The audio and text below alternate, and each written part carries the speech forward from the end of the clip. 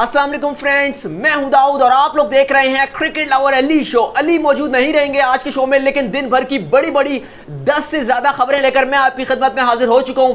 सबसे पहले जल्दी से ओवरव्यू दे देते हैं, क्योंकि आज तो कल ही आप कह लें या आज कह लें, क्योंकि रात को 3 बजे मैच जो खत्म हुआ था तो कलंदर ने धमाल मचा के रख दिया। और इसलिए मैंने भी शर्ट पहनी हुई है लाहौर कलंदर की, क्योंकि राशिद खान जिस फॉर्म में आए हुए हैं वो कुछ नेक्स्ट लेवल पर जा चुके हैं। तो सबसे पहले कुछ उस मैच के बारे में बात करेंगे, उसके बाद बात करेंगे शोएब मलिक ने सिलेक्टर्स के दरवाजे खटखटाना शुरू कर दिए हैं, वो क्या सीन है उसके बारे में बात करेंगे। हीरोइक इनिंग कल खेली है मलिक ने, लेकिन जाहिर है उनका साथ देने के लिए कोई नहीं था और फिर एंड में जिस तरह वो आउट हुए वो भी अफसोसनाक था। लेकिन जिस तरीके से जो है वो शोएब मलिक ने खेला है, कभी इम्कानात हैं कि वो टीम में वापस आ सकते हैं, उसके बारे में बात करेंगे। इसके बाद बात करेंगे राशिद खान ने बड़े बड़े रिकॉर्ड्स तोड़ दिए और वो बड़ा खतरा बनते जा रहे हैं, किसके लिए उसके बारे में बात करेंगे। इसके बाद जो खबर निकल कर आ रही है वो आज जो मैच खेला जाएगा इस्लामाबाद और कोयटा का, कुछ उसके बारे में बात करेंगे। इसके बाद सरफराज ने कहा है कि हमारे लिए हर मैच फाइनल की तरह है, कुछ उसके बारे में बात करेंगे। इसके बाद बात करेंगे शकीब उल हसन के बारे में। वो पीएसएल तो खेलने नहीं आए थे कि मैंने ढाका प्रीमियर लीग खेलनी है, लेकिन ढाका प्रीमियर लीग में उन्होंने कोई ऐसी शर्मनाक हरकत की है कि पूरी क्रिकेट फ्रेटर्निटी जो है वो उनको बहुत बुरा भला बोल रही है। हदें पार कर दी हैं उन्होंने, लिमिट्स क्रॉस कर दी हैं, वो कैसी ना उसके बारे में बात करेंगे। इसके बाद जो खबर आ रही है वो बाबर के हवाले से कुछ अच्छी खबर नहीं आ रही है, कुछ उसके बारे में बात करेंगे। इसके बाद बात करेंगे डैनियल क्रिश्चियन, जो कराची किंग्स को बड़ा अच्छा रिप्रेजेंट भी कर रहे थे, अच्छी नॉक्स भी खेली थी, उनके लिए बड़ी खुशखबरी आ गई है और एक ऑस्ट्रेलिया उनको रोल देने जा रहा है, वो कैसी ने उसके बारे में बात करेंगे। इसके बाद जो खबर आ रही है वो 2 मैचेस खेले गए, एक वेस्ट इंडीज और साउथ अफ्रीका का मैच खेला गया, तो वेस्ट इंडीज की हालत बहुत ही नाजुक नजर आई है। टेस्ट मैच उसके बारे में बात करेंगे और इंग्लैंड और न्यूजीलैंड का टेस्ट मैच भी जारी और सारी है, उसके बारे में भी बात करेंगे। और इंडिया ने अपना स्क्वाड जारी कर दिया है, जो सेकंड टीम है और उसमें नया कप्तान उन्होंने बना दिया है, विराट कोहली नहीं है बल्कि नया कप्तान है, कुछ उसके बारे में बात करेंगे। उससे पहले अगर आज आप हमारा शो पहली बार देख रहे हैं तो जल्दी से जो है वो सब्सक्राइब कर दीजिए, और अगर कोई सवाल हो आपका तो इंस्टाग्राम में जाएं, दाऊद क्रिकेट के नेम से वहाँ पे मैं मौजूद हूँ, मुझे भी फॉलो कर लें, क्योंकि आज तो हर बंदे के मुंह पर जो है वो कलंदर कलंदर कलंदर है। कराची भी जाहिर है कराची का मैच नहीं है, लेकिन जिस तरीके से कलंदर जीत रहा है मैच, तो कलंदर ने दमादम मस्त कलंदर करके रख दिया है और छाया हुआ नजर आ रहा है, पॉइंट्स टेबल में टॉप पर है कल की हीरोइक विक्ट्री के बाद। क्योंकि लग नहीं रहा था कि कलंदर शायद मैच हार जाएगा, क्योंकि जिस तरीके से ज़ल्मी ने गेंदबाजी की थी, एकदम जो है वो पहले 5 ओवरों में पूरी 3-4 खिलाड़ी तो उनके यूं खटक गए थे, लेकिन उसके बाद जिस तरीके से डंक ने बल्लेबाजी की, फिर उसके बाद जो है वो डेविड ने बैटिंग की, और उसके बाद एंड में फॉल्कनर ने जो एंड किया, कुछ 4 ओवरों आखिरी 5 ओवरों में कोई 80 रन जो है वो खा गया ज़ल्मी, और उसके बाद हीरोइक वापसी की, 170 रन बोर्ड पे लगाया, और फिर जिस तरीके से गेंदबाजी की, तो सारा क्रेडिट जाता है राशिद खान को कि पहले ओवर में उनको 15 रन पड़ गया था, 15 रन, और उसके बाद जिस तरीके की उनकी गेंदबाजी में वापसी रही, हैरान कर दिया, शॉक कर दिया ज़ल्मी को। तो लेकिन ओवरऑल अगर आप देखेंगे तो मैच बहुत इंटरेस्टिंग था। रात को इवन 3 बजे भी अगर आप मैच की टीआरपी देखेंगे तो हाई हुई थी, और वजह यह बनी क्योंकि एंड में भी मैच थ्रिलर की तरफ जा रहा था। शोएब मलिक की अगर बात की जाए तो जिस तरीके की उन्होंने इनिंग खेली है, उन्होंने बता दिया कि अगर वर्ल्ड T20 ये यूएई में है और अगर आप उनको नहीं लेकर जाओगे तो आप सबसे बड़े दुनिया के बेवकूफ़ इंसान होगे अगर आप उनको पाकिस्तान टीम में नहीं रखोगे। जिस तरीके से वो राशिद खान को उन्होंने टैकल किया, उसके बाद एंड में 1 मैन आर्मी की तरह खेलते रहे और लग रहा था शायद कुछ ना कुछ कर ही देंगे, लेकिन वो हारिस रऊफ की बॉल पर जिस तरीके से वो आउट हुए वो बड़ा ही दिल दुखा देने वाला था, क्योंकि जिस तरीके की उन्होंने हीरोइक इनिंग खेली थी, 73 रन बनाए थे, शानदार बैटिंग कर रहे थे, लेकिन एंड में हिट विकेट हो गए और वाइड बॉल के चक्कर में अपनी बहुत पीछे हो गए थे, क्योंकि वो हिट मारना चाह रहे थे तो थोड़ा बैक फुट पे गए थे और साथ ही बल्ला जो अपने विकेट पे दे मारा और वो आउट हो गए। लेकिन बड़ा ही वो दुख हुआ क्योंकि वहां से मैच बड़ा ही इंटरेस्टिंग बन गया था। लेकिन लाहौर की तरफ से राशिद खान तो 1 मैन आर्मी की तरफ से नजर आ रहे हैं, जिस तरीके से गेंदबाजी की मैं बात कर रहा हूँ। लेकिन वहीं पर अगर आप दूसरी तरफ देखेंगे तो शाहीन शाह अफरीदी बड़े आउट ऑफ कलर नजर आ रहे हैं, वो चीज़ नजर नहीं आ रही, और डर है मुझे कि अगर पाकिस्तान की वर्ल्ड T20 टीम में अगर आप कहते हैं कि शाहीन हमारे लीडर ऑफ द पैक हैं, तो बड़े अफसोस की बात है, क्योंकि उमैद आसिफ तक उनको आखिरी ओवर में उठा के जो है वो गेंदें बाहर फेंक रहे थे, इतने ऊंचे और लंबे छक्के मार रहे थे आखिरी ओवर में भी। सेकंड लास्ट ओवर में भी उन्होंने कोई 13-14 रन खा गए थे। पहले 2 ओवर तो अच्छे किए थे, नया बॉल अच्छा कर देते हैं जब टीम स्टार्ट करती है, लेकिन जब टीम मारने के मूड में होती है तो शाहीन के पास कोई प्लान ही नहीं होता कि वो किस तरीके से रोकें। इवन टेलेंडर्स तक उनकी जो है वो धुलाई करके रख देते हैं। तो अगर हमारा फास्ट बॉलिंग अटैक यही है, शाहीन अफरीदी अगर हमारे बेस्ट बॉलर रहेंगे वर्ल्ड T20 में, तो हमारे लिए बहुत ही खतरा है। हमें भी अच्छे लेग ही निकालने पड़ेंगे राशिद खान की तरह। अगर आप देखेंगे तो मुल्तान सुल्तान की टीम मैनेजमेंट, रिजवान कैप्टन है उनके, वो तो उस्मान कादिर को जो है वो खिला भी नहीं रहे प्लेइंग 11 में।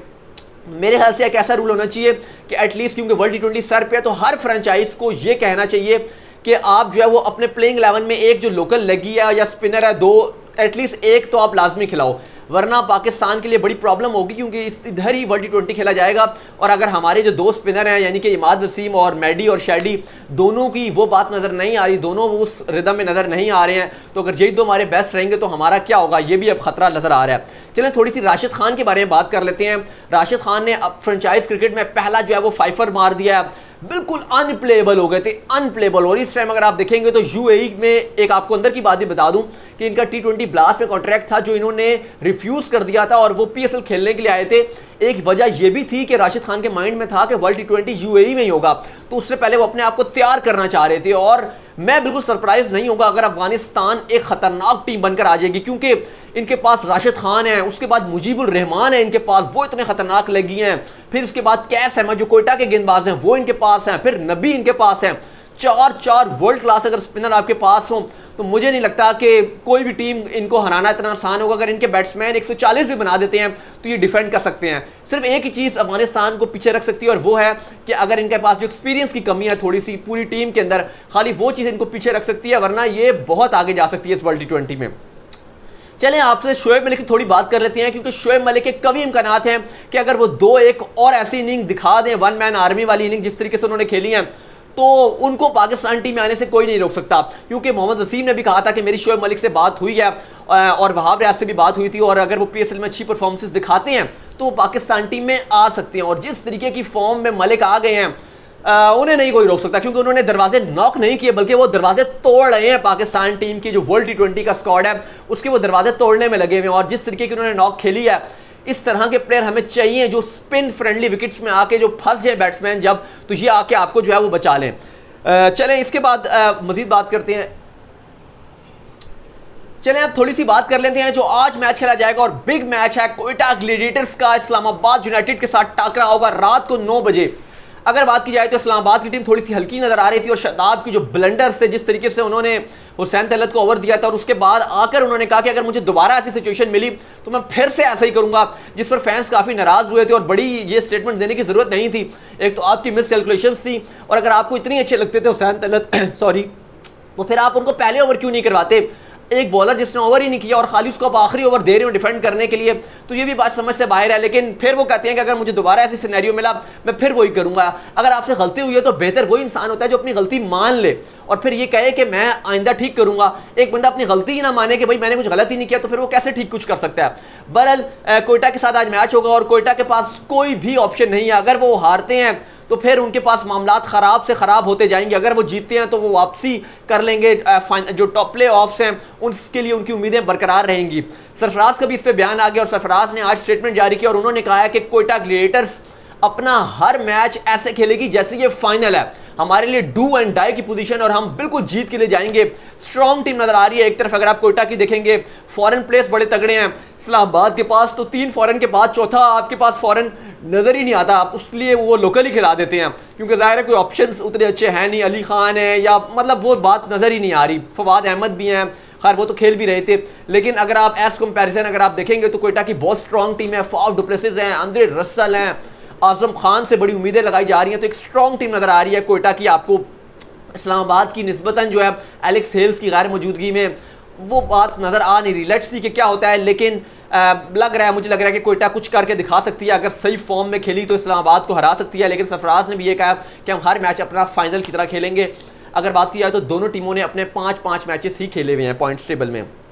चलिए इसके बाद जो खबर निकल कर आ रही है वो बाबर के हवाले से आ रही है। कुछ अच्छी खबर नहीं आ रही। जिस तरीके से कल बाबर आजम ने कोशिश तो पूरी की थी अपनी, लेकिन एट द एंड जो है वो कराची किंग्स की जो नैया थी वो पार नहीं करवा सके।